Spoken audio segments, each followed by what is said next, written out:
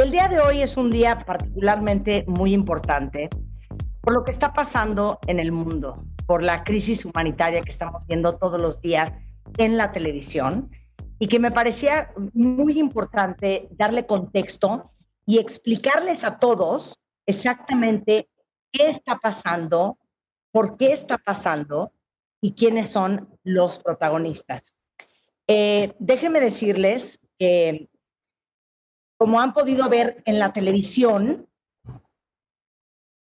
justo cuando Estados Unidos comienza a retirar sus tropas de Afganistán, los talibanes se apoderan de Kabul, que es la capital del país.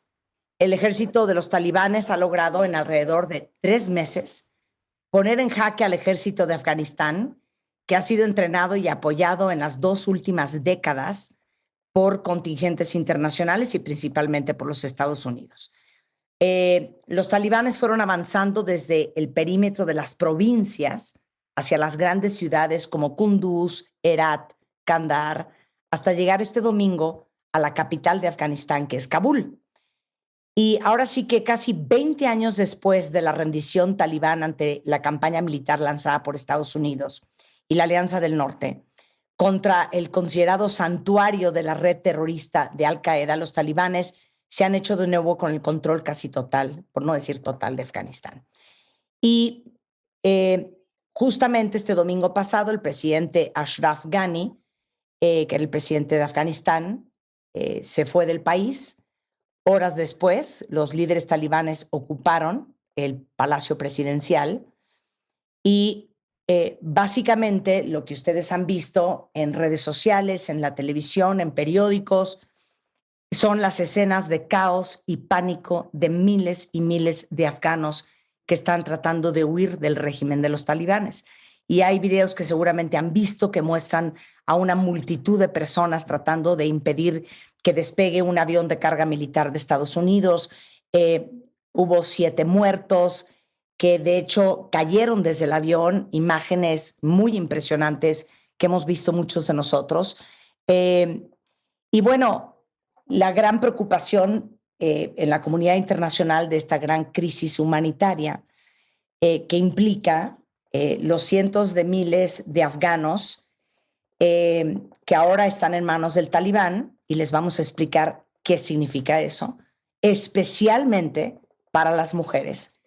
Y el gran problema que es que más de 30, 40 mil afganos que han colaborado con el gobierno de los Estados Unidos como traductores, ingenieros, etcétera, etcétera, están tratando de ser evacuados. Ahorita Estados Unidos está enviando 4.500 tropas para poder terminar de evacuar a todos los diplomáticos y a todos los afganos que corren riesgo político y que colaboraron con el gobierno de los Estados Unidos a lo largo de estos 20 años. Ahorita les vamos a tratar de explicar por qué el mundo entero está tan conmocionado con lo que está pasando en Afganistán. Desde quiénes son los talibanes, esta historia, desde cuándo se empieza a contar, por qué está Estados Unidos instalado en Afganistán desde hace 20 años, y lo más importante de todo, cuál es el cambio de Afganistán en los siguientes años, que implica estar bajo, digamos que el mando talibán. Y les vamos a explicar algo muy importante, sobre todo para todas las mujeres que están escuchando este programa, que es qué es la ley Sharia. Y invitamos el día de hoy a nuestra maestra, Esther Chabot. Esther es socióloga con especialidad en estudios de Medio Oriente.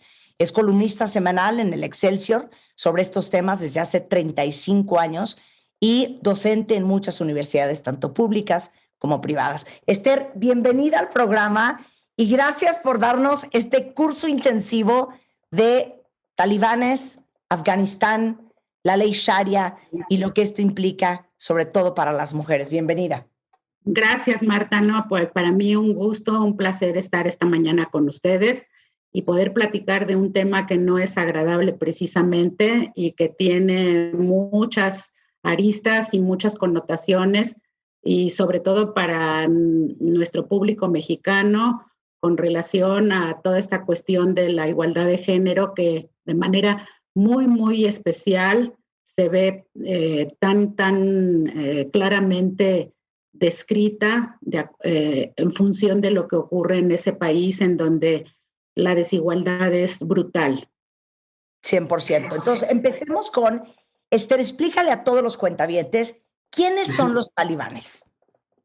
Bueno, mira, los talibanes es una agrupación que fue cobrando fuerza dentro de Pakistán y también dentro de Afganistán en la segunda mitad del siglo XX. La palabra talibán en idioma pashta de las tribus, los pashtun, que son predominantes en Afganistán, significa alumno, estudiante, y obviamente esto tiene que ver con ser alumno del Corán, alumno de las madrasas islámicas, en donde de la mañana a la noche se estudia de manera exhaustiva, única y exclusivamente el Corán. Que es el libro sagrado del Islam. Sí, el equivalente a lo que sería para el mundo judío el Antiguo Testamento, para el mundo cristiano la Biblia completa con el Antiguo y el Nuevo Testamento, ¿sí? El Corán, de acuerdo a la interpretación musulmana, fue dictado por Mahoma, el profeta, que fue inspirado por Alá, y por lo tanto, para los fieles de la religión musulmana, el Corán constituye la palabra revelada de Dios en su más pura y perfecta expresión, ¿sí? Entonces, estos talibanes se dicen alumnos, estudiantes del Corán, pero obviamente el Corán, que es el libro sagrado de todos los musulmanes, tiene lecturas diversas. O sea, cada quien puede interpretar de acuerdo a su particular percepción qué significa tal sura o versículo, a qué se refiere. Y por supuesto, igual como sucede con la Biblia, hay interpretaciones más laxas, más flexibles, pero los talibanes han sido muy reconocidos por haber hecho una lectura especialmente rígida, extremista, radical, en donde de manera literal asumen algunas de las expresiones que están en el Corán, sobre todo las referidas al estatus de la mujer, ¿sí? Okay. Ahora, estos talibanes no tuvieron el poder en Afganistán durante los primeros 40 años del segundo medio siglo, del segundo media parte del siglo XX, pero se convierten en los luchadores principales por tratar de expulsar a los soviéticos de Afganistán. Y aquí tenemos que explicar algo fundamental. En 1979-80, los soviéticos invaden Afganistán. En aquel entonces, la Unión Soviética tiene frontera con Afganistán y pretende expandir la influencia comunista para ganar toda una serie de ventajas geoestratégicas y económicas hacia Afganistán. Y, pues, de hecho, sí se convierte en una potencia ocupante que impone un régimen al estilo del régimen soviético, o sea, un régimen local, pero con ideas comunistas, con ideas antirreligiosas, o sea, de ateísmo oficial, y todo esto es vivido por la población afgana y específicamente por quienes simpatizan con los talibanes y por los talibanes mismos como algo intolerable.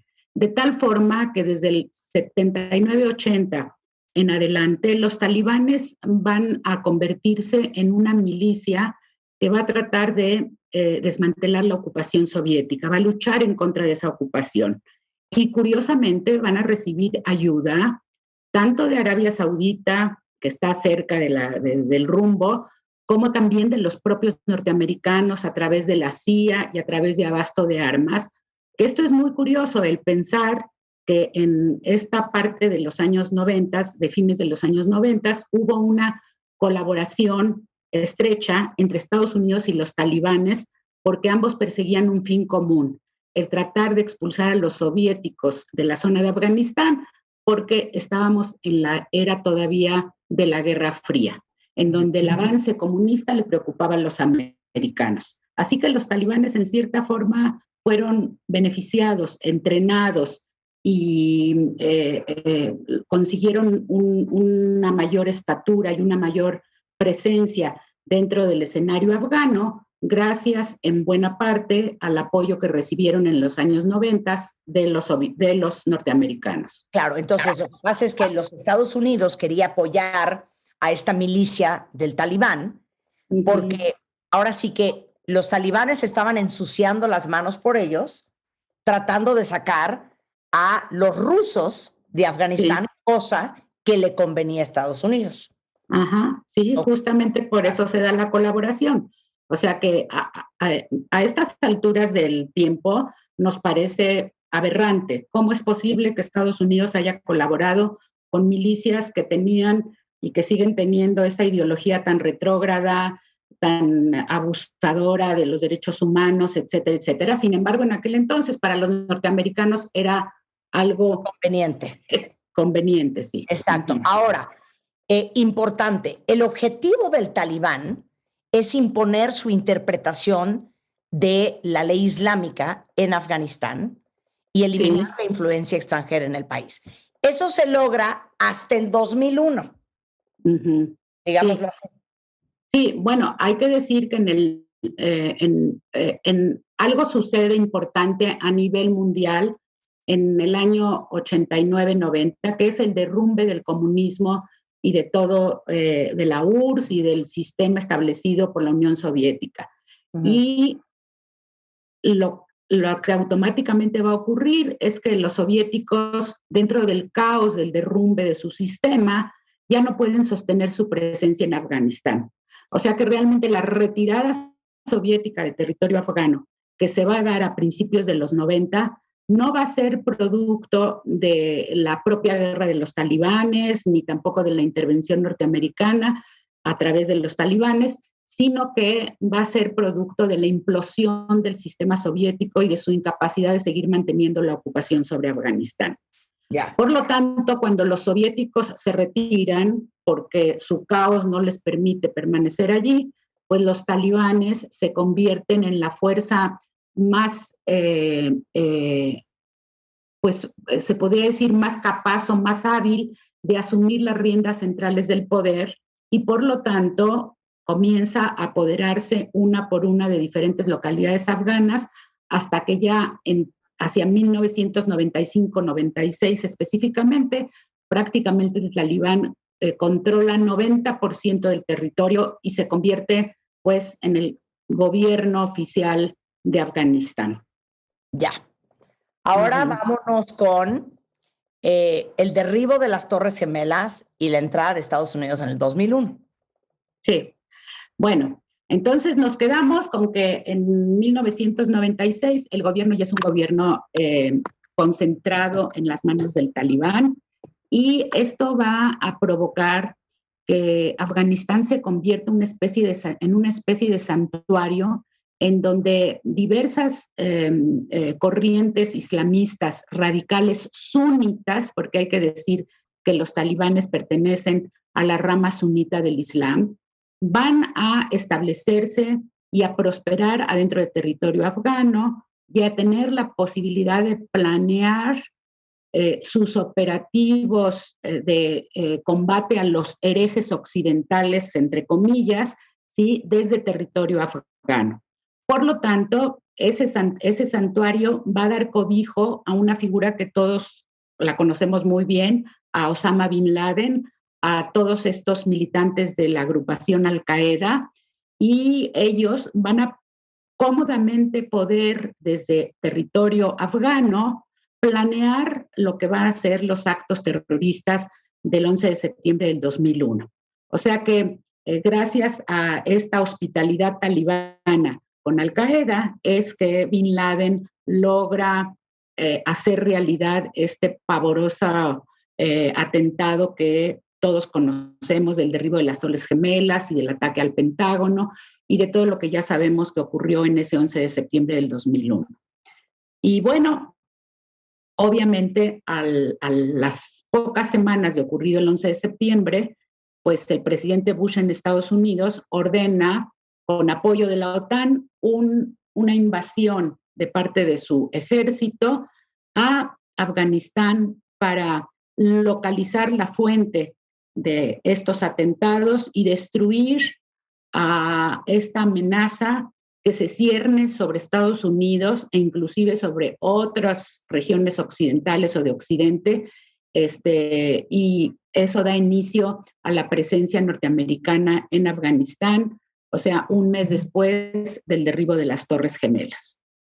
Entonces, básicamente, en Estados Unidos, bajo el mando de Bush, entra en el 2001 a Afganistán, justamente porque acusan a los talibanes de acoger terroristas y que en Afganistán estaba el campo de entrenamiento de Al Qaeda y que eso era una terrible amenaza para Occidente. Ese fue el pretexto de Bush para entrar a Afganistán en el 2001, porque esto ha pasado por republicanos y demócratas, ¿no? Sí, exactamente. Y digamos, puede ser pretexto o justificación, ¿no? El hecho es que la gran potencia de Estados Unidos sufre una de las mayores catástrofes venidas de un ataque externo en su historia, ¿sí? O sea, nunca Estados Unidos había sufrido de un ataque venido del exterior que atentara en contra de su población civil y del corazón de su vida nacional, Nueva York, las Torres Gemelas, etcétera, como lo fue esto. Y realmente como que sí había la percepción, y creo que justificada en todo Occidente, de que el Islam radical estaba envalentonado y estaba comenzando a operar de una manera que causaba una gran incertidumbre a nivel de la vida en las democracias occidentales, en tanto el discurso islamista radical constantemente hacía alusión que el occidente perverso debe de desaparecer, ¿sí? Ok. Ahora, a mí me parece que sí sería importante hablar de qué pasó en Afganistán durante la época de dominio talibán entre 1995 y 2001, ¿sí? Claro. Porque en cierta forma creo que lo que ocurrió en un poco más de un lustro es algo que está en posibilidad de volver a ocurrir de nuevo a partir de ahora. Ya. Sí. O sea que ya tenemos un modelo de cómo el talibán opera. Claro. Sí. Ok. ¿Cómo era vivir en Afganistán entre el 96 y en el 2001? Sí. Bueno, pues era vivir la sociedad completa bajo la vigilancia estricta y policíaca, podría yo decir. Y religiosa. Sí, de este liderazgo talibán que funcionaba bajo los parámetros de la interpretación que ellos hacían de la ley islámica o sharia. O sea que se trataba de una especie de régimen teocrático en donde no existían leyes civiles, ¿sí? Las leyes religiosas eran las leyes que regían para el funcionamiento general de la sociedad. Digamos que el castigo para alguien que robaba no era una ley emanada de un código penal, ¿sí? Sino que era la ley emanada de la interpretación que los talibanes hacen del Corán y de lo que el Corán establece para quien roba, ¿sí? Y si en el Corán dice que un ladrón que persiste en su conducta delictuosa, el castigo tiene que ser amputarle la mano. Entonces se le amputa la mano. Si en el Corán dice que una mujer que comete adulterio y que hay testigos de que lo cometió, es por lo tanto una pecadora, el castigo para ese pecado es la muerte por lapidación y entonces se le lapida, ¿sí?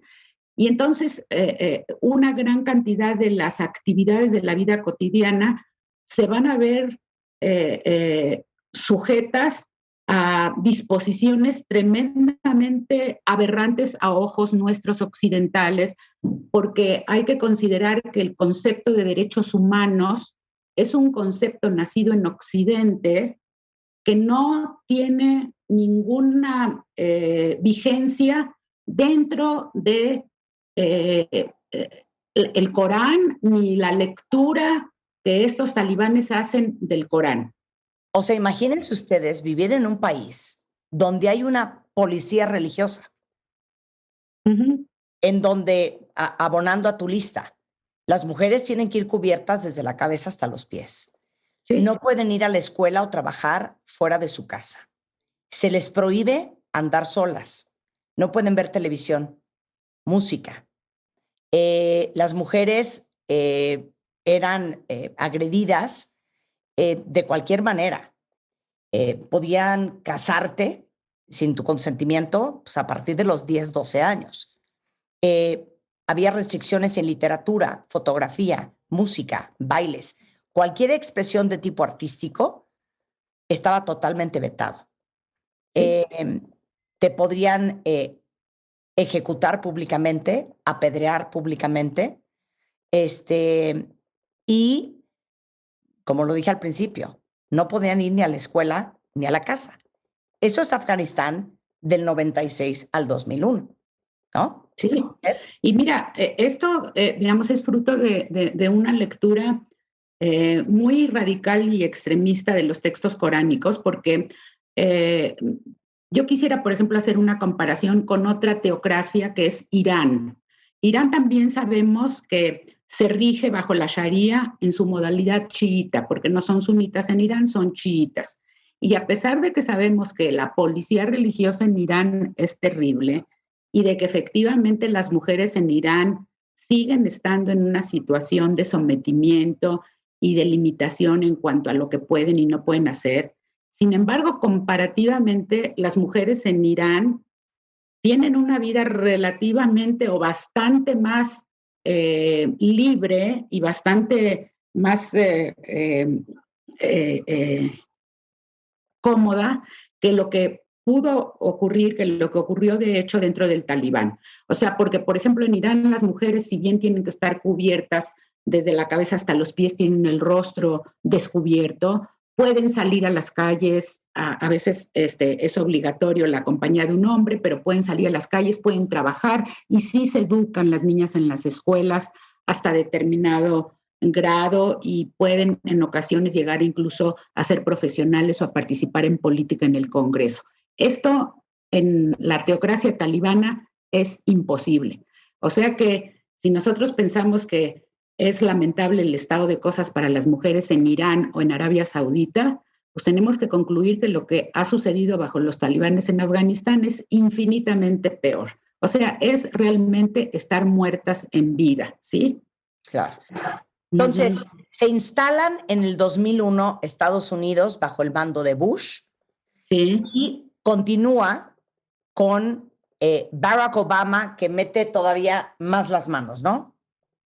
Sí, bueno, o sea, como que los 20 años fueron 20 años en donde fue escalando en determinados momentos la presencia norteamericana, porque una vez ya entrados en la guerra y entrados en la ocupación de Afganistán, la dificultad es salir, ¿sí? Se dice mucho esta frase ya que es común, que se sabe cómo se entra a una guerra, pero no se sabe cómo y cuándo se va a poder salir. Y entonces se quedan como que atorados los miembros del ejército norteamericano y también hay otras aportaciones militares de Occidente, de Inglaterra, de España, etcétera, por parte de la OTAN. Y al parecer, a partir de allí, el objetivo es tratar de construir una estructura de funcionamiento democrático en Afganistán, ¿sí? Lo que le llaman nation building en inglés, ¿sí? Y pues promueven que surja un liderazgo local que tenga tintes democráticos, que sea postulado en elecciones democráticas y que pueda ser electo por la gente.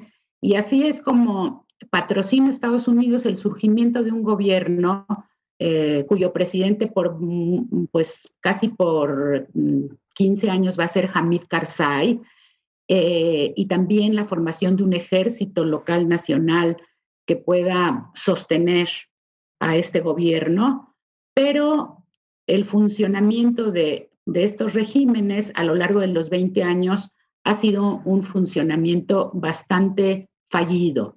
O sea, lo que sucede en Afganistán hay que entender es que la unidad nacional no existe. Se trata de un país en donde todavía sigue habiendo una gran fragmentación de carácter tribal. Hay muchos señores de la guerra, ¿sí? O sea, líderes tribales que se enfrentan unos con otros y por lo tanto, el crear un régimen central que tenga capacidad de poder manejar las cosas de una forma pues, relativamente clara, es difícil en Afganistán. Y por lo general, lo que a estas alturas se está viendo es que estos gobiernos estuvieron plagados de una enorme corrupción, en donde incluso la ideología talibana estaba infiltrada en segmentos del propio ejército y en segmentos de los operadores del poder ejecutivo y legislativo y judicial de el régimen democráticamente electo, entre comillas, que por cierto hay que decir, escuché ayer una cifra que me sorprendió, que por ejemplo, a pesar de que Afganistán tiene oficialmente 39 millones de habitantes, en las últimas elecciones participaron simplemente o solamente 2 millones de votantes. O sea que realmente las prácticas electorales no son especialmente ni recurridas, ni conocidas, ni respetadas tampoco Claro. de una manera clara, ¿sí? Claro. Y ahora sí que aguanten la historia ahí, porque regresando les vamos a contar cuál fue esta negociación del presidente Donald Trump con los talibanes, qué significó eso, y ahora la retirada de Estados Unidos, decisión del presidente Biden, y un resumen de lo que ha pasado en estos 20 años para hablar de lo que realmente quiero hablar el día de hoy, que es explicarles sobre la ley Sharia, el valor de una mujer en el Islam, las prohibiciones a las mujeres, el matrimonio y la mujer, desde la circuncisión femenina hasta algunos otros castigos de la ley islámica, y la postura de muchos países el día de hoy, viendo cómo van a rescatar a los afganos. Al volver con Esther Chabot, no se vayan. No hay nada que me haga más feliz que ustedes estén felices, aprendiendo, entendiendo. Dice Sam, interesantísimo el tema. Realmente no tenía idea de muchas cosas que hasta ahorita acabo de entender. Gracias por la clase intensiva. Y la maestra del día de hoy es Esther Chabot, y Esther es socióloga, especialista en estudios de Medio Oriente. La pueden leer semanalmente en el Excelsior, y es docente en diversas universidades, tanto públicas y privadas. Y ella nos está explicando desde quiénes son los talibanes, la historia de Afganistán, ya pasamos por la invasión de la URSS, y ahorita vamos con la negociación que hizo Pompeo, que era el secretario de Estado bajo la presidencia de Donald Trump, con los talibanes. ¿Qué año fue, Esther? 2017. 18. 18. En 18, okay. Sí. Pues platícanos eso y por qué fue tan importante. Bueno, lo que sucedió es que Donald Trump, con este propósito de sacar a las tropas norteamericanas de los lugares fuera de Estados Unidos donde estaban apostadas, decidió que ya era suficiente con 18 años de que los soldados norteamericanos estuvieran en Afganistán. Y dándose cuenta de que realmente los talibanes eran una presencia mucho más fuerte cada vez, y de que los gobiernos electos democráticamente, dizque por los afganos, eran cada vez más débiles y más fallidos, decidió convocar a los talibanes a una negociación para retirarse poco a poco los norteamericanos de esa zona. Y pues esto es algo muy polémico, fue algo muy polémico, porque el invitar a los talibanes a dialogar con los altos funcionarios norteamericanos en Qatar, en Doha, la capital de Qatar, pues les dio a los talibanes una dignidad o una presencia, una legitimidad que nunca habían tenido. O sea, el hecho de ver en la fotografía a Pompeo parado junto a uno de estos líderes talibanes con toda su vestimenta del turbante y de la barba larga, y etcétera, etcétera, y la túnica, ¿sí? Como que los talibanes pasaron a ser realmente dentro de las imágenes del momento, como que una entidad que tenía la legitimidad suficiente como para ser interlocutor del secretario de Estado norteamericano Mike Pompeo. Claro, ¿sí? los validó. Y el segundo grave error es que no trajo al presidente afgano a la mesa. Sí, o sea, y eso fue una exigencia de los propios talibanes. O sea, los talibanes incluso le impusieron condiciones a los Estados Unidos para sentarse a dialogar con ellos.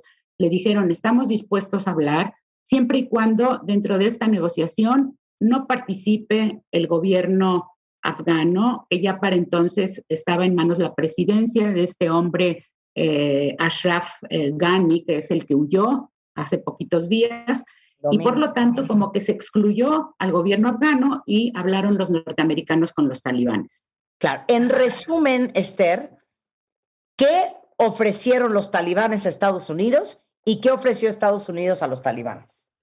Mira, el ofrecimiento de los talibanes, que hay quien se burla de que Estados Unidos haya aceptado esta condición que les puso los talibanes, fue que los talibanes se comprometían a no volver a permitir que Al-Qaeda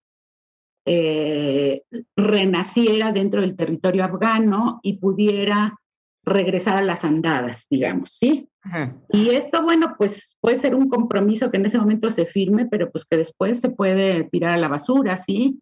O sea que realmente fue un poco ingenuo de parte de los Estados Unidos aceptar esa condición como válida, ¿sí?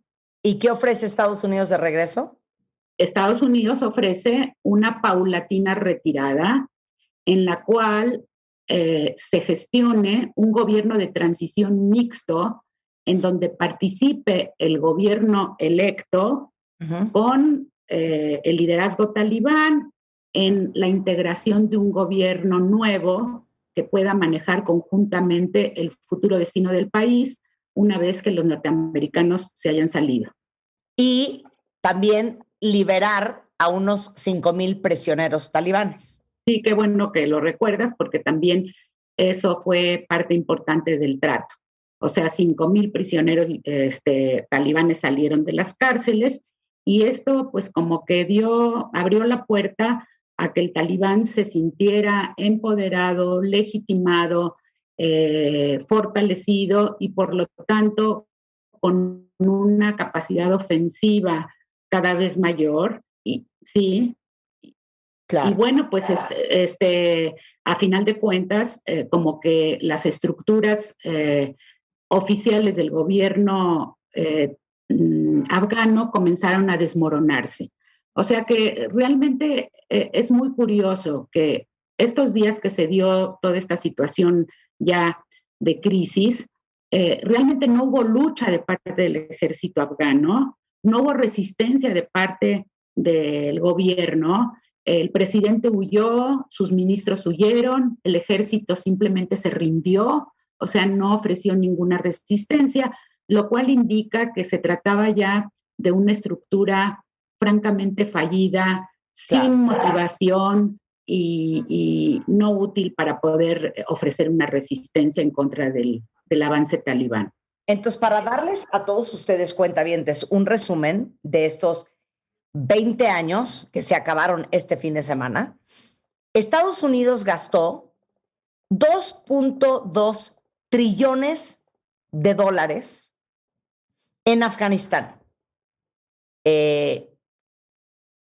invirtiendo en infraestructura, como decías al principio, Esther, tratando de reconstruir un país democrático, entrenando a el ejército afgano, y eso pasaron haciendo 20 años, y eso es lo que le costó al gobierno de Estados Unidos, 2.2 trillones de dólares. Por eso hoy los americanos dicen, qué desperdicio de dinero que en cuanto nos salimos, todo se desmoronó.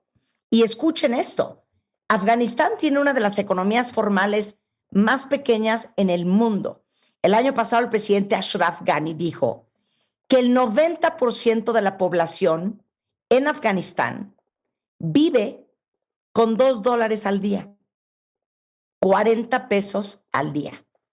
Y ahora sí que después de que las fuerzas de Estados Unidos expulsaron a los talibanes del poder en el 2001, Afganistán, ¿de qué vive?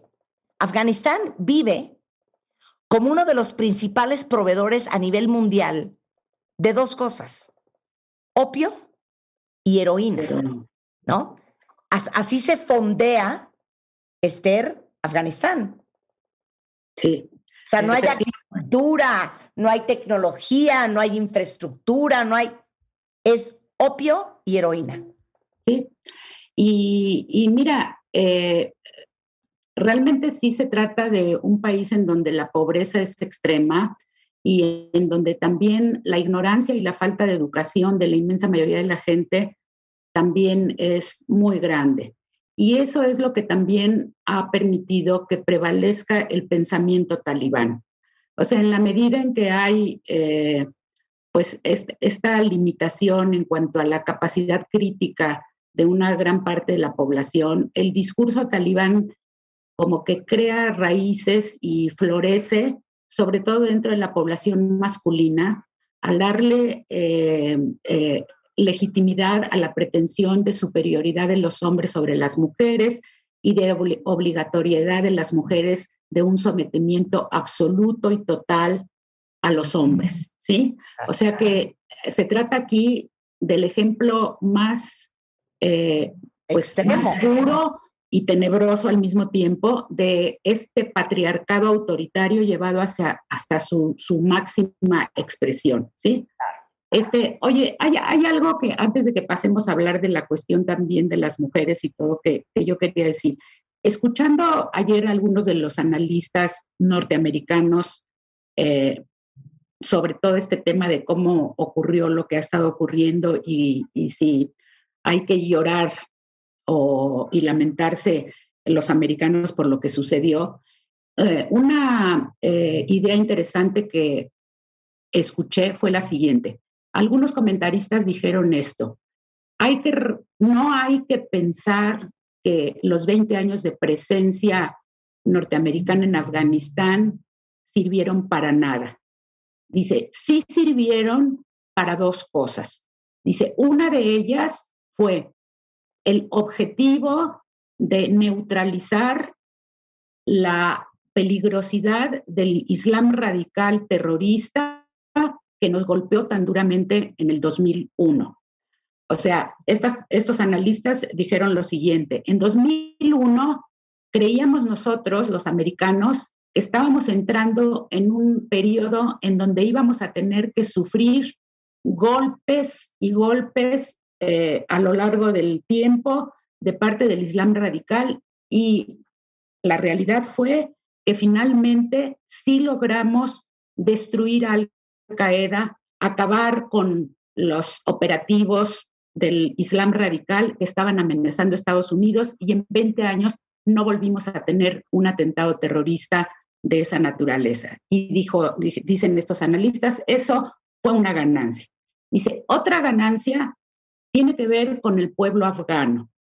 A pesar de que ahorita tememos el regreso talibán y hay toda esta perspectiva pesimista y negra de lo que puede suceder con las mujeres, con las niñas, en general con la sociedad afgana completa, dice, hubo este periodo de 20 años en que, en este paréntesis, hubo niñas y mujeres que se educaron de alguna manera, que vivieron con un poco más de libertad, que pudieron al menos tomar conciencia de muchas cosas que quizá ahorita les puedan servir para poder escaparse, combatir de alguna manera esta nueva esclavitud que les va a imponer el talibán.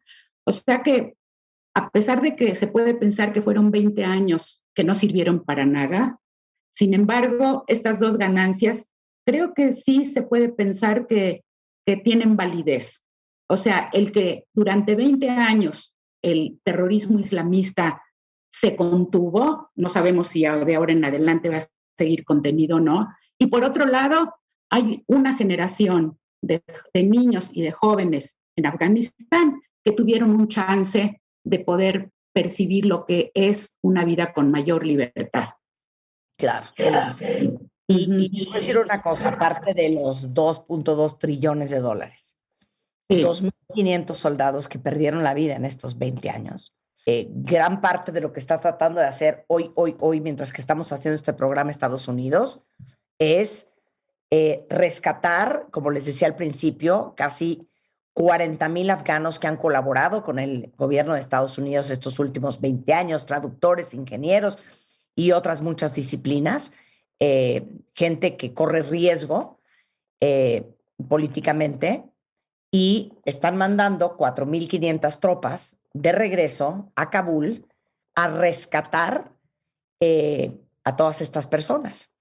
Increíblemente, ya lograron, digamos que, serenar la situación en el aeropuerto. Vieron las imágenes antier y ayer, en donde había cientos de afganos corriendo detrás de los aviones. Vieron esta imagen con más de 600 personas adentro de un avión de carga de los Estados Unidos. Y entonces ahora ya están entrando y saliendo aviones comerciales y aviones de los Estados Unidos, de la Armada de los Estados Unidos, para sacar a todos estos afganos, más otros muchos diplomáticos que siguen ahí. Y Biden dijo algo bien interesante. Dijo: yo no me arrepiento de haber tomado la decisión que tomé, porque como decías, Esther, uno sabe cuándo empieza la guerra, pero uno nunca sabe cuándo es el mejor momento para salirse. Y dijo algo: ya no es sostenible que el gobierno de los Estados Unidos defienda a un país y proteja a un país que no lo protege ni su propia gente, ni su presidente, que se subió a un helicóptero y salió volando a Uzbekistán el domingo, ni el ejército, que no hizo absolutamente nada, ¿no? Entonces, regresando del corte, les vamos a hablar de lo que realmente les queremos hablar. Y ya nada más vamos a tener media hora, Esther, que es la ley Sharia. Sí. ¿Qué significa el regreso del talibán para los afganos? Para quien me está poniendo aquí en Twitter, que todo el mundo está súper atento a tu clase, Esther, desde qué libros podemos leer, cómo podemos aprender, cómo es la vida en Afganistán, cómo será ser mujer en Afganistán. Eso se los vamos a platicar ahorita regresando del corte. No se vayan. Ay, qué increíble que estén escuchándonos, porque hoy estamos dando una clase infernal sobre Afganistán. ¿Quiénes son los talibanes? ¿Qué ha pasado en estos últimos 20 años? ¿Por qué estamos donde estamos? Y sobre todo, ¿por qué el pueblo afgano, sobre todo las mujeres, están súper preocupadas por el futuro de su país? Está con nosotros dándonos la clase Esther Chabot, que es socióloga, especialista en estudios de Medio Oriente. La pueden leer todas las semanas en el Excelsior, y es docente en diversas universidades públicas y privadas.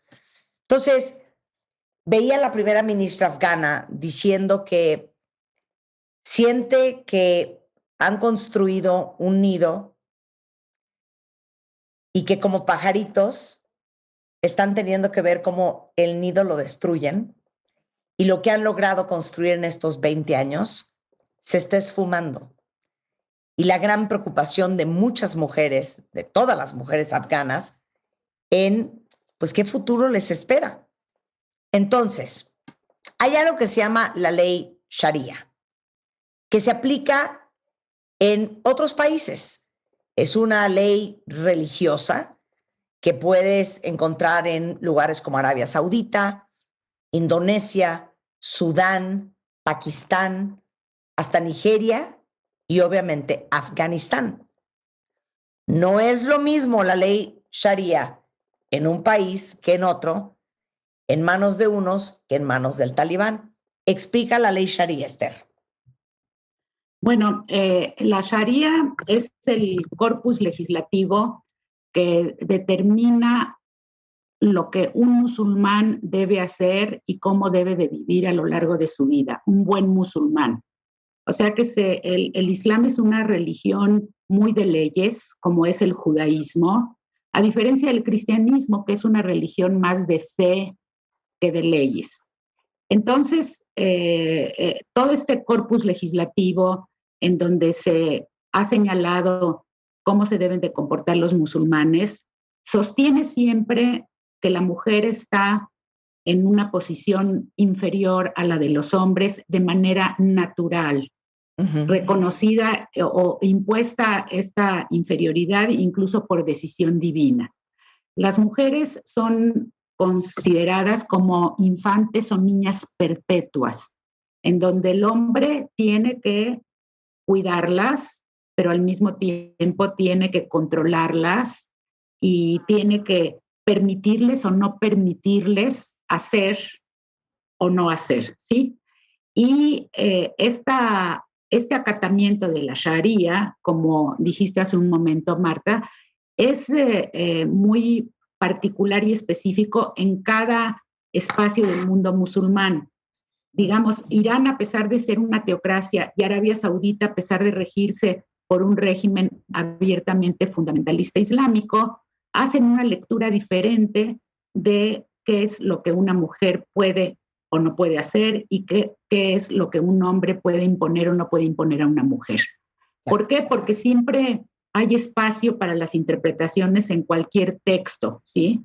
Cualquier texto es interpretable y los matices son múltiples. Ahora, en el caso de los talibanes, aquí estamos ante la lectura y la interpretación más rígida en perjuicio de la mujer siempre, en donde casi, o no, más bien, no hay nunca beneficios para la mujer, sino más bien un sometimiento y una subordinación absoluta y total a la postura patriarcal de control del cuerpo de la mujer, del pensamiento de la mujer, de la sexualidad de la mujer, de una manera cabal y total. Claro.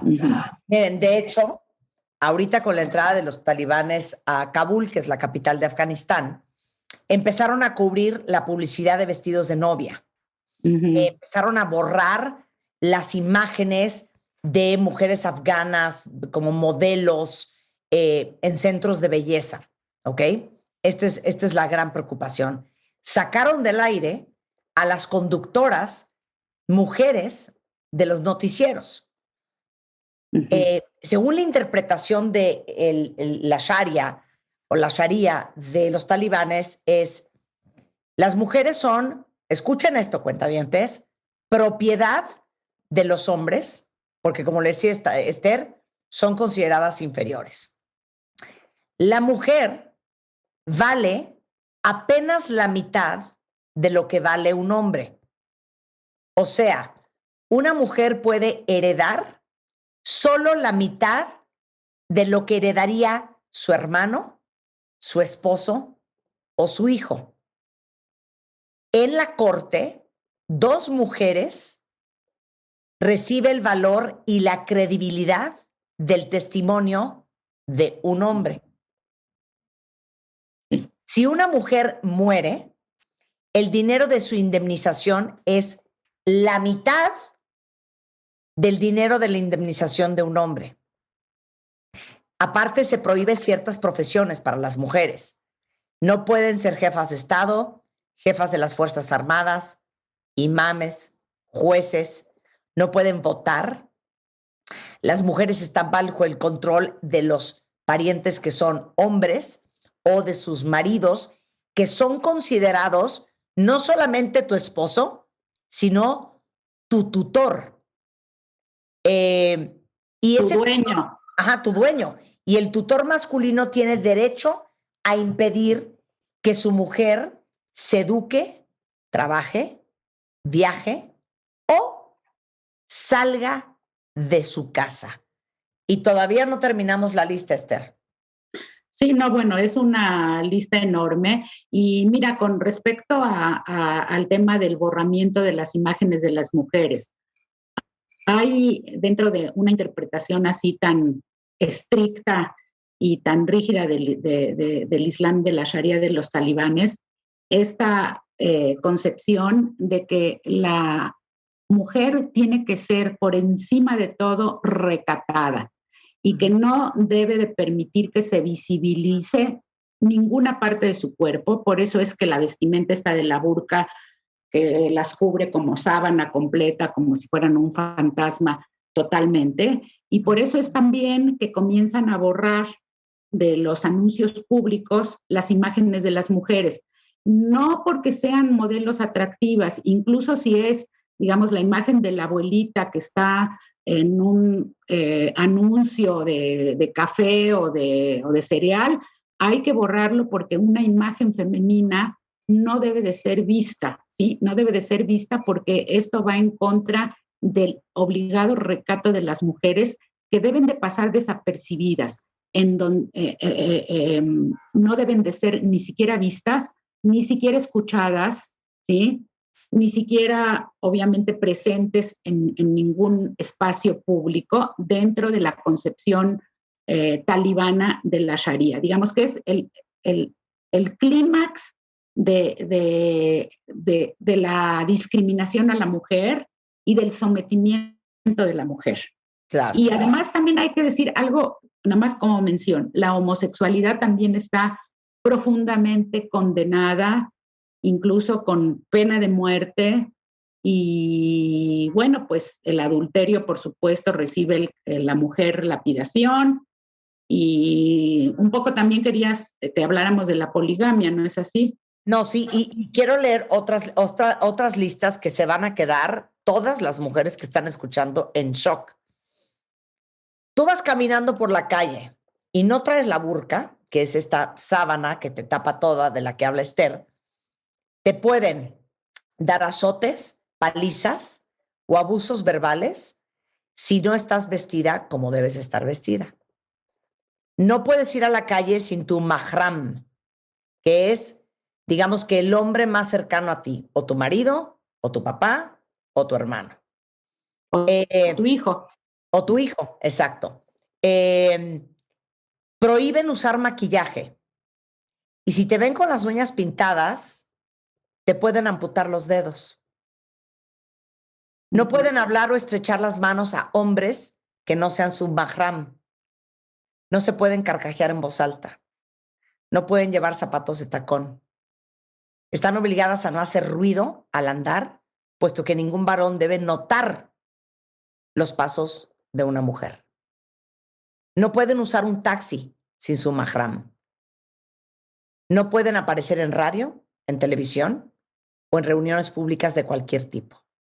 No pueden hacer deportes. No pueden andar en bici ni en moto. Aunque sea con su mahram, no puedes. No puedes usar colores vistosos porque son colores sexualmente atractivos. No puedes lavar ropa en ríos o plazas públicas. No te puedes asomar del balcón de tu casa o de tu piso. Un sastre no te puede tomar medidas. Las mujeres no tienen acceso a los baños públicos.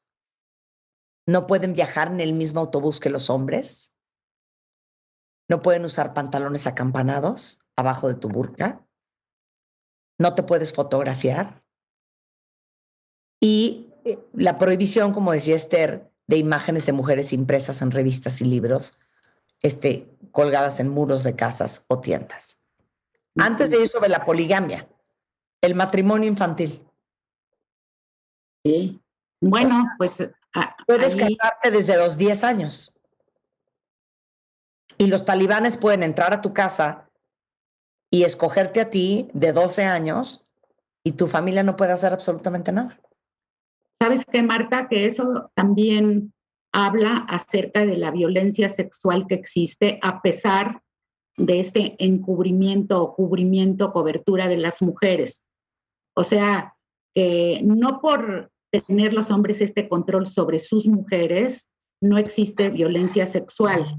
O sea, la violencia sexual existe y de hecho está promovida por este mismo sistema, ¿sí?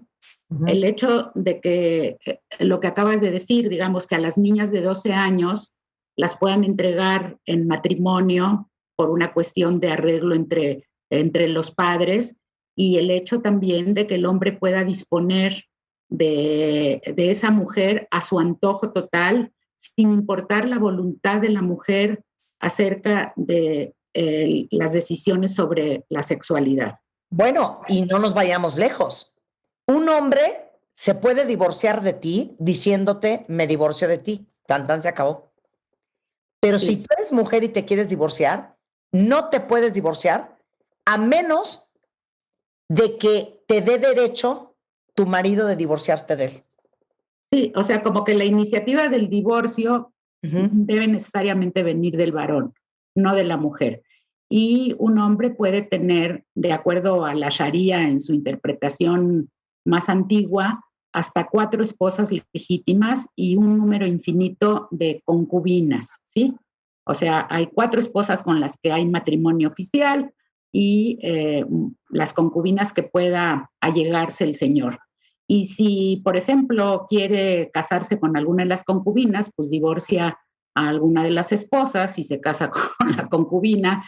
Y esto finalmente para lo que puede servir es para las cuestiones de las herencias o de el lugar o la posición que los hijos de estas mujeres ocupan dentro del escalafón de la propia familia, de la jerarquía familiar.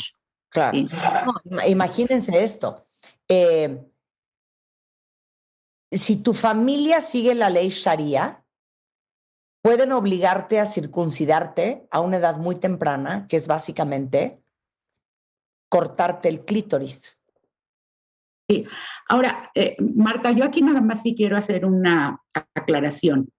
De acuerdo a todos los estudios que han hecho antropólogos e historiadores, esta práctica de eliminación del clítoris, sí, de la circuncisión femenina, no aparece dentro del Corán ni constituye originalmente parte de la Sharia islámica. El origen de esta costumbre es de tribus paganas de África Negra, que al convertirse al Islam mantuvieron esa práctica vigente y después fue copiada o emulada por otras sociedades musulmanas sin que esta circuncisión femenina o ablación del clítoris sea algo que esté establecido dentro del Corán, pero finalmente en la revoltura de la historia y el contagio de otras culturas, muchas sociedades musulmanas han adoptado esta práctica por considerarla adecuada en la medida en que significa un control de la sexualidad de la mujer. Claro. ¿Sí? Porque una mujer que no siente placer, digamos que supone ser menos propensa a cometer adulterio. A descarriarse. Pero, claro, porque tenemos una comunidad gay enorme en este programa a quien amamos. La homosexualidad es muerte para el penetrador y para el receptor. Si robas, te amputan las manos. Si bebes alcohol, 80 azotes. Adulterio, ya como se los dijo Esther. Lapidación. Lapidación. Y que son básicamente 100 azotes y el destierro de la comunidad. Entonces, por esto está preocupado Afganistán. Por esto están preocupadas las mujeres. Mujeres que nacieron en el 2001, que crecieron con un Afganistán totalmente diferente a lo que probablemente acaben viviendo. Antes de empezar el programa estaba viendo en la televisión que sale uno de los jerarcas más importantes del Talibán diciendo que habría amnistía para todos los que colaboraron con el gobierno de Estados Unidos, que las mujeres no se preocuparan, que sus derechos iban a ser respetados, siempre y cuando, subrayando y en negritas, se acataran a las leyes. El presidente de o el director de las Naciones Unidas solicitando la protección a niñas y mujeres en Afganistán. Y miren esto que es muy interesante. Obviamente les está pidiendo la ONU a países vecinos como Tayikistán y Uzbekistán que abran sus fronteras para recibir a refugiados afganos. Canadá, que es, o sea, un noveno del tamaño de los Estados Unidos, anunció su intención de recibir a más de 20,000 refugiados afganos. Y si esto lo hacemos en una comparación per cápita, los Estados Unidos debería de estar aceptando mínimo 180,000 refugiados afganos. Esther. Sí, nada más aclarar, cuando dijiste del tamaño, se refiere al tamaño de su demografía, porque Sí. territorialmente hablando, territorialmente hablando, Canadá es muy grande, sí. Mira, Marta, una última cosa, porque creo que el tiempo ya se va a acabar. Creo que buena parte de este extremismo y este radicalismo de los talibanes se explica en función de su rechazo a lo occidental, a todo lo que significa el mundo liberal, en donde prevalecen valores como el respeto a los derechos humanos, la igualdad de género, etcétera, que son valores que sobre todo han crecido dentro de la cultura de los pueblos o de las naciones del occidente, ¿sí? Fuera del marco de lo que es el Islam y la Sharia en su versión, digamos, tradicional o antigua. Y aquí hay algo nada más último que quiero mencionar.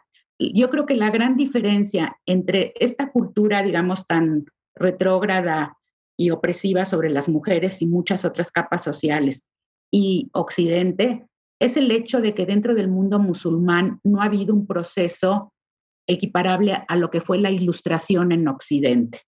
O sea, en Occidente se vivió un proceso en donde hubo una separación de religión y Estado, hubo la posibilidad de aparición del mundo de lo secular, de lo no religioso, en donde tú puedes ser un no creyente, un ateo en Occidente, sin que te pase absolutamente nada.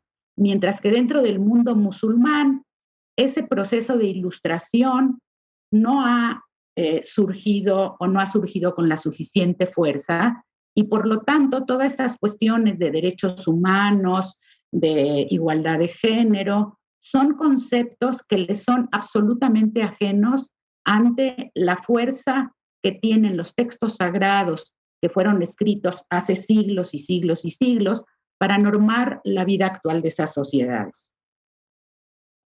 ¿Sí? Queda totalmente claro. ¿Algo más que quieras añadir, mi queridísima Esther? La verdad es que todo el mundo aquí horrorizado con esta historia y tratando de entender cómo podemos ayudar. Sí. Pues mira, yo creo que cada una de nosotras a lo mejor tenemos nuestro muy, muy limitadísimo campo de acción, pero en la medida en que podamos convertirnos en voceras de esta necesidad de promover la igualdad de derechos humanos para hombres y mujeres, para minorías y para minorías, pues creo que cada quien dentro de nuestra trinchera algo estaremos haciendo para modificar concepciones muy añejas, patriarcales, machistas, violentas, que todavía siguen estando muy presentes, no solamente allá entre los talibanes, sino incluso en nuestro medio. Sí, no con esta misma brutalidad, ni tampoco con este mismo descaro, ¿sí? O sea, realmente lo que ocurre allá sí es excesivo, descarado, aberrante, gigantesco, y lo que sucede acá no es menos trágico, los feminicidios en México, la violencia intrafamiliar, por lo general en contra de mujeres y de niños. O sea, todo esto forma parte de la vida de muchas sociedades. Claro que tenemos en el caso afgano de los talibanes el ejemplo más grotesco y más extremo de esta violencia. Claro. Dice aquí una cuentaviente, me dan ganas de traerme a todas las mujeres y niñas que viven aquí en mi casa y ya después vemos cómo nos acomodamos. Qué cosa más terrible por lo que han tenido que pasar. Esta mañana que me estaba bañando yo estaba pensando lo mismo. ¿Cómo le hacemos para albergar a una de estas familias? ¿Cómo los ayudamos? ¿Cuál irá a ser la postura de México ante esta situación? Y quiero aclarar otra cosa que es muy importante, especialmente en un programa como el nuestro. Nosotros amamos todas las religiones y así como hemos hablado del judaísmo, hemos hablado del catolicismo, del cristianismo, hemos tenido muchos invitados hablando del Islam, que es una religión igual que todas, preciosa, con cosas increíblemente rescatables. Cuando hablamos de todo lo que hablamos el día de hoy, no estamos hablando del Islam en general.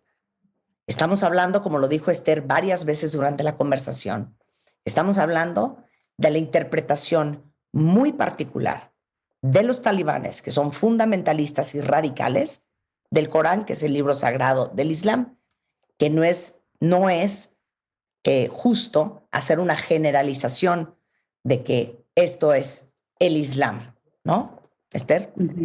Sí, qué bueno que como final del programa dejas muy claro todo esto, porque estoy completamente segura de que dentro de todas las fes y todas las religiones existe este abanico de posibilidades interpretativas y que la inclinación por una interpretación o por otra tiene que ver con muchas cuestiones antropológicas, sociales, personales, psicológicas, y pues ojalá que todas las religiones pudieran en ellas prevalecer estas interpretaciones humanistas y estas interpretaciones, pues, digamos, que se muestran compasivas, misericordiosas y entendedoras del dolor humano. 100%. Esther, te mando el más grande de los abrazos. Gracias por la increíble clase de hoy, porque por ti hoy sabemos más, somos más cultos, somos más sensibles, somos más empáticos y tenemos más misericordia con alguien que está del otro lado del mundo, que no tiene nada que ver con nosotros, pero que tiene todo que ver con nosotros. Gracias a ti, Marta, porque fuiste la mancuerna perfecta para exponer estos temas aquí. Te mando un beso. Esther Chabot, igualmente, semanalmente en el periódico El Excelsior. Seguramente los sábados. Exacto, los sábados. La tuvo o la tiene como maestra. Es socióloga y es especialista en estudios de Medio Oriente. Un abrazo, Esther. Muchísimas gracias. Gracias a ustedes, a todo el equipo. Buenos días.